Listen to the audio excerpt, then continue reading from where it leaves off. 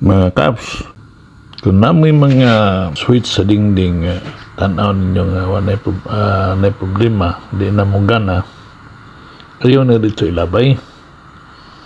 Kaya pwede rin na to na limpihan. Ato na ng abrihon sa ilawom. Kaya kasagaran, ini nga klase nga switch, dili kayo, dali maguba. Kung kasagaran may tabuan na mabalayan sa hormigas ang sulod, daghan na dahil mga sagbot sa ilawom, daghan ng hugaw, pundo. So ini ang naitabo. Sa atong bato na ato na ng limpyuhan, kwaon ang limpyuhan ang tanan nga mga contact points. Kaya mabangilan na sa hugaw na ay mga corrosions. So ato na ng limpyuhan, kwaon ang tanang mga sagbot, mga hugaw, ug atong limpyuhan ang contact points. Para ini tanaw kita ni mga muna na yung kwan dili na magkontak. So ang resulta na dili na musiga imong suga, kaya dili naman na mag-connect, wala naman ay connections na, kinabangila naman sa kaya so ang atong waton ato na ng sanpipiran o limbasan, paon na ng outer layer nga hugaw o taya. So ang sagaran matabo sa atong mga switch sa dingding. Ang uban ana dito na labay, dito na pulihan, pero napay remedya na nato mahimo, limpyuhan lang nato. So kinahanglan watchful ta ining abri na hinay og buka, dili mga wala o manglagpot ang mga small parts, labi na ang spring dali malagpot. Ang sagaran din na gagmay kayong mga pisa sa ilawom, so delikado kung mulagpot, mawala na noon. Imbis nga limpyuhan ang tuyo, nga dili na magamit ang switch, makapalit na nung tagbago, sayang. Pwede raman unta ibalik na to ang daan nga switch in good condition, balik. So watchful gud ta ngayon open o pag-assemble sa mga parts nga walay mga wala nga mga pisa, para mabalik na to og install ang daan nga kondisyon na, kaya sayang. So unsay natangtang na to, mo na say plastada ni uli. So at least maka save na ta, dili na ta mo palit og bag-o nga switch, sayang man sa madala pa. Basta madala pa atong himuon. Pero watchful gud mo kung maghimo mo ini nga klase nga trabaho ha. Sigurado gud nato nga off ang main switch kung plangka. Kung magtrabaho ta sa mga electrical wirings o connections, tangtang ta og magtaod ta sa switch diya sa linya sa dingding sa atong balay, para atong i-repair, para atong limpyuhan, para permis safety. Anara ibalik og on kung kompleto na tanan, human na tanan trabaho, ug sure na gyud nga wala na problema.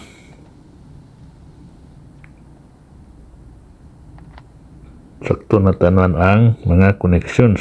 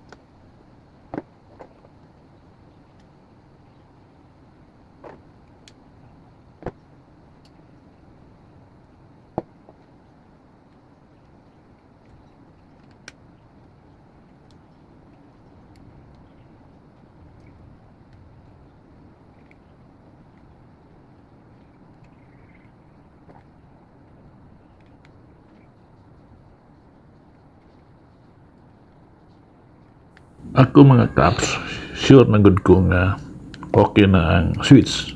Kaya sakto naman pagka-plaster ang mga parts sa ilawom. Nalimpyo na. Pero to double check, continuity testing, nagamit lang ko gyapon og tester to check the continuity. I-check na to nga nag-connect na ba ang mga contact point sa ilawom sa switch. Duha ni ka switch ang akong gilimpyuhan. Puro nasuldan og hulmigas, puro nambalayan sa hulmigas ang duha. So puro na dili na magkontak ang sa ilawom. Kaya nabangilan sa balay sa hulmigas. O nga na mga taya-taya na develop. Nga kinahanglan gud limpyuhan. Muna dili gud musiga ang mga suga. Duha ka suga sa kwarto o sa kusina. So, limpyo gud ang kulang. Nakita nato nga hugaw na gud og na mga corrosion sa mga contact points. So, limpyo gud ang kulang. Mahimo ra na to ni. Inubanan sa tong kakugi, mga kaps.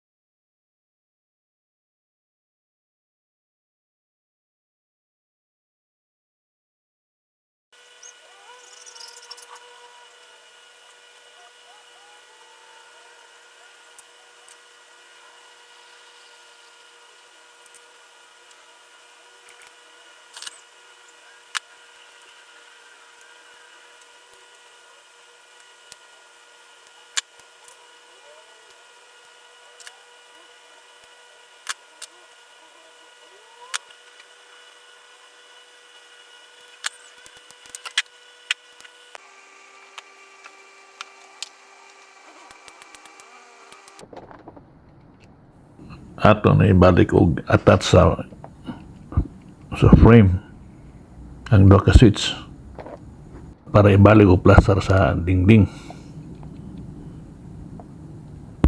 Mao ni ang lock sa frame nga hold sa switch ug ma-plaster nga dili ma-detach.